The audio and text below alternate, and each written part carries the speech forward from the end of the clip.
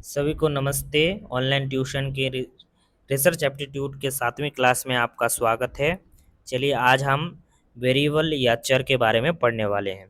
सबसे पहले इस तालिका में आप चरों के प्रकारों को देख सकते हैं। करणीय संबंधों के आधार पर चर को 4 भागों में बांटा गया है। चलिए सबसे पहले इन चारों भागों को पढ़ते हैं एक एक करके। सबसे पहला भाग है स्वतंत्र चर या निराश्रित चर। निराश्रित चर क्या, ये प्रयोगकर्ता का इसमें नियंत्रण होता है ना। प्रयोगकर्ता जैसे चाहे परिवर्तन कर सकता है स्वतंत्र चर में, और स्वतंत्र चर का दूसरा नाम उद्दीपन चर भी है। फिर है आश्रित चर या परतंत्र चर। इस पे पूर्ण रूप से ये जो है पूर्ण रूप से स्वतंत्र चर पर निर्भर करते हैं, और प्रयोगकर्ता का कोई भी नियंत्रण इस चर पर नहीं होता है।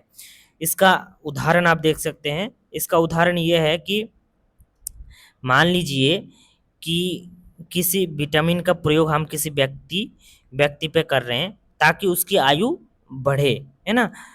तो विटामिन की मात्रा कितनी देनी है वो अपने हाथ में है। वो हम जैसे चाहे परिवर्तन कर सकते हैं, कभी कम कर सकते हैं, कभी बढ़ा सकते हैं। तो विटामिन की जो मात्रा है वो स्वतंत्र चर है, ठीक है ना। लेकिन अब व्यक्ति की आयु बढ़ाने के लिए हमने विटामिन तो दे दी, लेकिन व्यक्ति की आयु बढ़ी या घटी या जैसे थी पहले वैसे ही रही, इस पे हम अपना जो है कोई सा भी नियंत्रण नहीं है। तो व्यक्ति की जो आयु है वो परतंत्र या आश्रित चर कहलाएगा, ठीक है ना। अब आगे चलते हैं हस्तक्षेप चर। तो हस्तक्षेप चर क्या है, इसको मध्यस्थ चर भी कहते हैं, और ये स्वतंत्र और आश्रित चर के बीच में संबंध स्थापित करते हैं। ये दो बातें आपको ध्यान रखनी है। फिर लास्ट में आता है चौथा बाह्य चर। ये वास्तविक जीवन की परिस्थितियों में ऐसे चर हो सकते हैं या कारक हो सकते हैं जो परिणाम को प्रभावित करते हैं, ठीक है ना। तो परिणाम को प्रभावित करने वाला चर को बाह्य चर भी कहते हैं। आगे है अध्ययन अभिकल्प इस या स्टडी डिजाइन। इसके आधार पर चर के दो भेद है, एक है सक्रिय चर और दूसरा है विशेषता चर, ठीक है ना। तो आगे है कि देख सकते हैं सक्रिय चर जिनमें हेरफेर या कार्य साधन किया जा सकता है। मतलब स्वतंत्र चर या सक्रिय चर एक जैसा कह सकते हैं, जिसमें हेरफेर किया जा सकता है, ठीक है, सक्रिय चर। फिर यह कह सकते हैं कि जिनको नियंत्रित किया जा सकता है, जैसे तापमान, दवाई की मात्रा, ये सब सक्रिय के चर के अंतर्गत आएगा। विशेषता चर क्या है, लिंग, आयु आदि को बदला नहीं जा सकता और नियंत्रित नहीं किया जा सकता। तो विशेषता चर को नियंत्रण नहीं किए जा सकते। इसके उदाहरण लिंग कह लो, आयु आदि, है ना। क्योंकि अब माँ के पेट से बच्चा जब जन्म होता है तो हम उसका लिंग बदल नहीं सकते। यदि वो लड़की जन्म ले रहा है तो लड़की ही उसको ऊपर से भगवान ने भेजा है, ठीक है ना। उसको हम लड़की से फिर लड़का नहीं कर सकते, है ना। तो इसको विशेषता चर के अंतर्गत रखेंगे। फिर है मापन की इकाई। मापन की इकाई के आधार पर भी चर दो प्रकार के होते हैं, जैसे श्रेणीगत चर और दूसरा निरंतर चर। अब श्रेणीगत चरों को निम्नलिखित वर्गों में विभाजित किया जा सकता है। आज श्रेणीगत जो चर है इनके भी तीन भेद है, एक है सतत या स्थिर चर, और दूसरा है द्विगोष्ठी चर, तीसरा है बहुगोष्ठी चर। तो स्थिर चर जिनका केवल एक ही मान हो, जैसे फूल और पेड़ आदि, वो सब स्थिर या सतत चर कहते हैं। और द्विगोष्ठी चर किसको कहते हैं, ऐसे चरों में प्रदत्तों की दो श्रेणियां होती है, जैसे नर और मादा, अमीर गरीब, है ना। उनको दो, द्वि मतलब दो, दो भागों में जो डेटा उपलब्ध है, जैसे नर मादा, है ना, स्त्री पुरुष, ऐसा है। तो इनको उन सब चरों को द्विगोष्ठी चर कहते हैं। और बहुगोष्ठी चर किसको कहते हैं, दो से अधिक श्रेणियां जिनकी है, जैसे औसत, औसत से कम, औसत, औसत से अधिक। तो ऐसे सारे जो है चर जो है बहुगोष्ठी चर चर कहलाते हैं। चर किसे कहते हैं, तो चर चर उनको एक ऐसी विशेषता होती है या गुण या मात्रा होती है जिसको मापी जा सकती है, जिसका मान बदल सकता है, उसी को चर कहते हैं, ठीक है ना। फिर है निरंतर चर या परिवर्तनीय चर। नाम से स्पष्ट है कि परिवर्तन, इस चर में हमेशा परिवर्तन होता है, ठीक है ना। फिर है चरों का मापन, ये भी इंपॉर्टेंट है। सांकेतिक मापनी, इसे वर्गीकरण मापनी भी कहते हैं, दूसरा नाम वर्गीकरण मापनी। और चरों को उनकी विविधता के अनुसार सांकेतिक मापनी के द्वारा 1, 2, 3 श्रेणियों में मापा जा सकता है। तो एक तो ये मापनी हुआ सांकेतिक मापनी, दूसरा है क्रमसूचक मापनी, और इसके अंतर्गत जो आते हैं वो इम्पोर्टेंट है। जैसे इसमें मतलब एक तरह से निश्चित क्रम में व्यवस्थित होना मुख्य रूप से उपसमूहों को एक निश्चित क्रम में व्यवस्थित करता है। आगे है तीसरा अंतराल मापनी, जिसको क्रमसूचक मापनी भी कहते हैं। और उदाहरण के लिए सेल्सियस पैमाना 0 डिग्री सेल्सियस से लेकर 100 डिग्री सेल्सियस तक होता है। तो अंतराल मापनी के अंतर्गत उदाहरण आ जाएगा 100 डिग्री सेल्सियस, मतलब 0 से 100 डिग्री सेल्सियस के बीच में। फिर चौथा आता है अनुपात मापनी, जिसको रेशो स्केल कहते हैं। इसमें इसका एक निश्चित प्रारंभिक बिंदु होता है। अनुपात मापनी में अंक या बिंदु समान दूरी पर होते हैं। इसका शून्य बिंदु अर्थपूर्ण होता है। तो शून्य बिंदु, ये एक वेरी वेरी इंपॉर्टेंट बात है। शून्य बिंदु किस मापनी का अर्थपूर्ण होता है? अनुपात मापनी, ठीक है ना। और याद रखिएगा 3 मापनी में से सर्वोत्तम या सर्वोत्कृष्ट मापनी ये चौथा ही है, अनुपात मापनी। मतलब जैसे हम ऊपर से नीचे नीचे आ रहे, पहला सबसे स्थूल होता है, उसके उससे आगे वाला थोड़ा उससे अधिक श्रेष्ठ होता है ना। फिर ये क्रमसूचक मापनी से श्रेष्ठ अंतराल मापनी होता है, और अंतराल मापनी से भी श्रेष्ठ अनुपात मापनी होती है, ठीक है ना। चलिए आगे चलते हैं व्यवहार आधारित मापनी। कुछ व्यवहार आधारित मापनी भी पढ़ लेते हैं।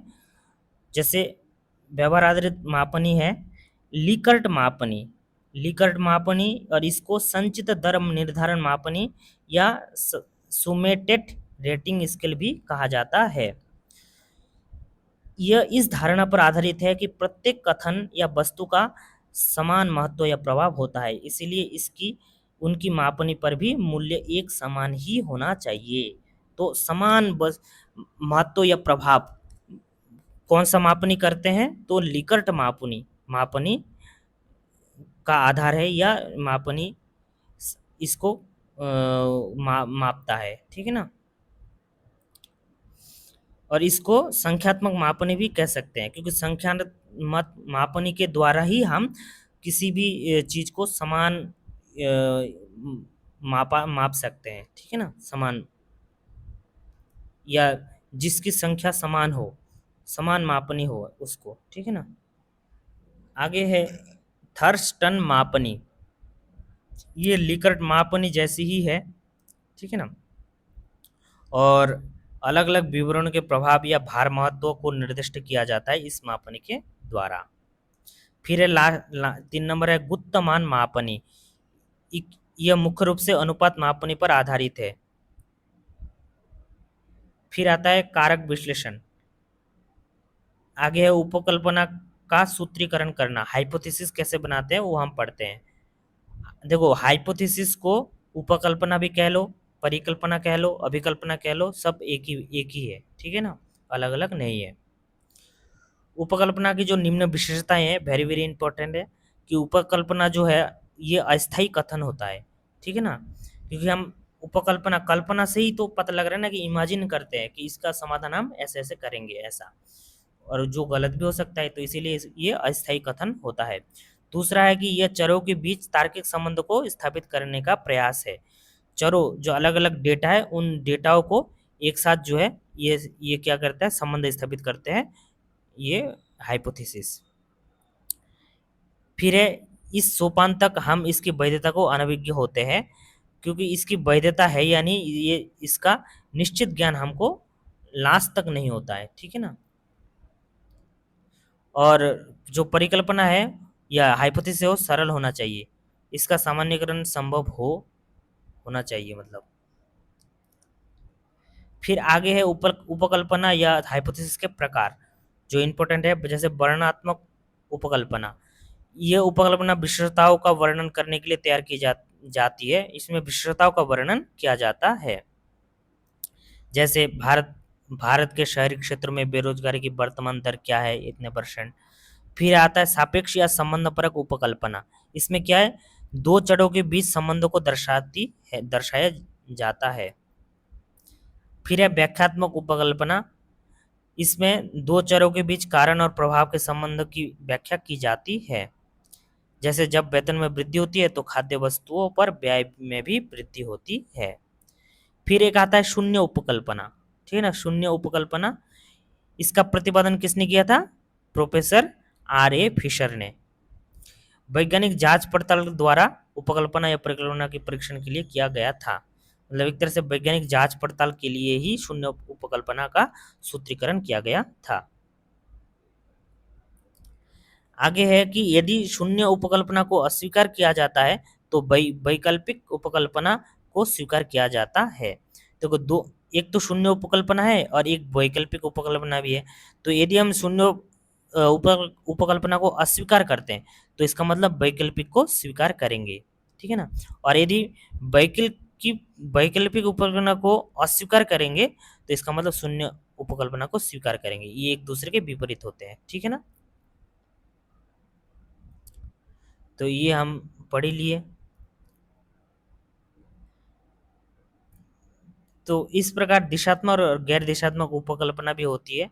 तो दिशात्मक उपकल्पना में यह कहा जा सकता है कि कक्षा प्रदर्शन में छात्र छात्राओं से अधिक सक्षम है या छात्राएं छात्रों से अधिक सक्षम है। मतलब किसी एक निश्चित दिशा में, डायरेक्शन में हम उपकल्पना या हाइपोथेसिस बना रहे हैं तो वो दिशात्मक उपकल्पना कहलाएगा। और गैर दिशात्मक है कि कोई दिशा नहीं होगी, कोई विषय, निश्चित विषय नहीं होगा। जैसे कक्षा प्रदर्शन में छात्र छात्राओं के बीच में प्रदर्शन का अंतर, इससे ज्यादा कुछ नहीं। ठीक है ना। अब प्रदर्शन का अंतर, आप इसका कोई निश्चित पैमाना नहीं है, तो इसलिए ये गैर दिशात्मक उपकल्पना कहलाएगा, हाइपोथेसिस। तो आज की कक्षा यहीं तक, और इसके आगे हम रिसर्च डिजाइन के बारे में पढ़ेंगे। तो यहाँ तक बने रहने के लिए आपका बहुत बहुत धन्यवाद। वीडियो को लाइक कीजिएगा, ज़्यादा से ज़्यादा दोस्तों को शेयर कीजिएगा, और साथ ही साथ चैनल को अवश्य सब्सक्राइब कीजिएगा।